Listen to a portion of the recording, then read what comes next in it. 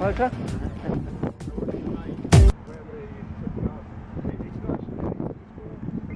Yes, thanks for the display. Okay, you're welcome. Very good. Have you ever had it in water? I've landed it over 500 times. And in the movie The Aviator, I landed in the ocean. It was okay? Yeah. What is definition? What's the what? Model. Well, that's Sikorsky. The Sikorsky S-38 is the model. S-38. An S-38. That's all. That was fab. Thank you Okay. so much. I've got Good. loads of footage. Good. Thanks, Tom. Yeah, no That was problem. great. Yeah. Can I have a thumbs up? Wonderful. Thanks very much. You're Great. welcome. Thank you. Did I give you guys cards? I have cards that have a website. Oh, thank you. And Do you want us to send you a few photos? yes, Get some I'd pics? love that. And if Okay. if Are it's you okay flying to at put the it on it, weekend? I'm going to fly it on the weekend. Yeah. Great, I'll be here, yeah. Yeah, I've got some good ones with the old figure down there. Oh, really? Good. Well, sure everybody has. Everybody has some shops for it, yeah. Most of mine you'll have Here's to a bin. souvenir. Thank you. Oh, that's nice. Thank you. Flying worldwide. Yep. Thank you very much. You're welcome. Well, a lot of fun, isn't it? And are the engines original? Well, they're the same kind of engines. Same kind, in the United States, of course, they fly them on stagger wing beaches, twin beaches. A lot of Beavers and a lot of different airplanes, bank planes, etc. I'm going to keep talking. I'm going to keep it talking. While it's spinning. So I didn't catch your full name, sorry. My name is Tom. Last name is Schrade. S-C-H-R-A-D-E. Got that on tape, great. And then, of course, you've come all the way over from the States. Yeah, we left Minneapolis on August 21st, 2010. We flew up over Hudson Bay to Frobisher Bay and across to Greenland, around the southern tip of Greenland, and then back up to Kulisuk, closest place to Iceland. And we jumped off for Reykjavik, and then flew to Iceland, and then to Wick, Scotland. And since then, we've been touring Europe. We've been in Germany, France, Switzerland, Austria, Slovakia, the Czech Republic, Poland, Holland, Denmark, Belgium. That's just a little trip for you. Luxembourg, yeah. Just a little run out.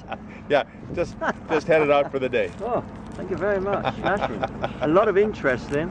Yeah. Wherever you went. I've never seen one before, and I've got all the books, and I tell you, I've never seen one. It's the only one flying in the world. Wow. And It actually was one of the first commercially viable passenger carrying airplanes in the United States. Prior to this one, they were all carrying, one or two people. Right. Pan Am started flying them. They had about 10 of them. Wow. Hawaiian Airlines started out 83 years ago with 2 of them as Inter-Island Airways. Chalk Airlines flew them. Lindbergh flew the first mail routes for Pan Am from the U.S. to South America in an S-38 Sikorsky.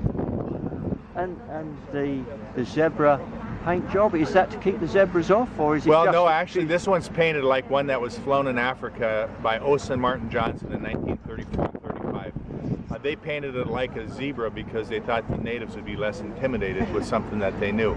They had a smaller S-39, which is a single-engine version, that was painted like a giraffe. This is an exact replica of their paint job.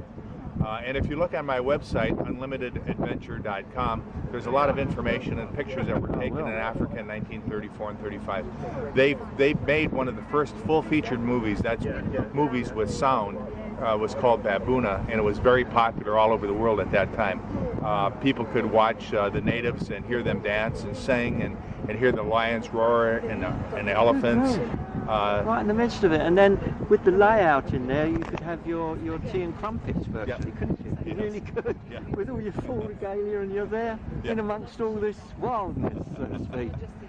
Yeah, actually in in the early 30s, this was the equivalent of a G650. And how is she to fly? It's a great airplane to fly. It's very well behaved. A little troublesome sometimes in a crosswind because it's short coupled. It's got a big wing, a lot of sail. But it really is a great airplane to fly. You have to have the right state of mind, though. You can't be focused on where you're going. You need to focus on what you're doing and what you're doing at the time. At 90 knots, it can be a long journey. From Bitburger in Germany, for instance, it took us 5 hours. It's hands-on all the way? Hands-on controls? Hands-on, yeah. No autopilot. You can't trim it out then to perhaps... Well, it is. Depends. It flies fairly stably, but you know, on some days when there's a lot of wind and headwinds like we had those days, yeah. you know, you're up and down and around, and you have to stay on. You have to fly the airplane. Wow. That's the beauty of it. Character. Yeah.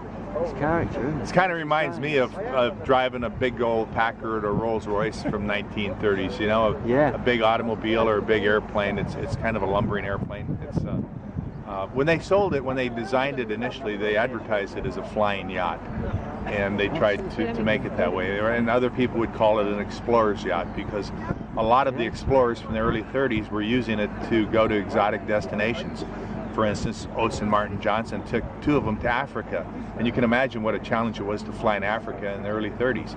Another very famous Johnson, Herbert Johnson, the founder of Johnson Wax Company, or S.C. Johnson and Sons Company, a $9 billion conglomerate today. In fact, they make products like Pledge or like Ziploc bags, and they're well known. But that company started, and the father, had an S-38 and used it to explore the South America and look for carnauba palm trees. So it has a history. That one actually was sold later to Shell Oil when it was lost off Papua New Guinea.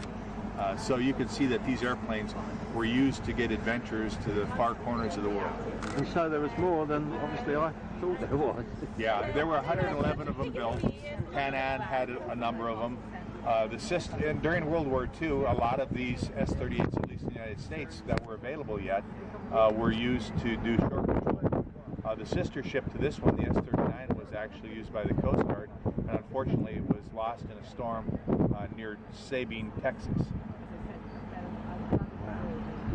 So much history behind it. You carry your own gas. Yeah.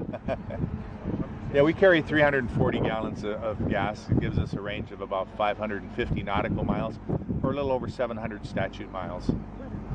And then, of course, where you want to bring her down, it's lots of choices, really. Yeah, it expands your options a lot, substantially. Well, she had with everything switched off, so to speak, would she glide?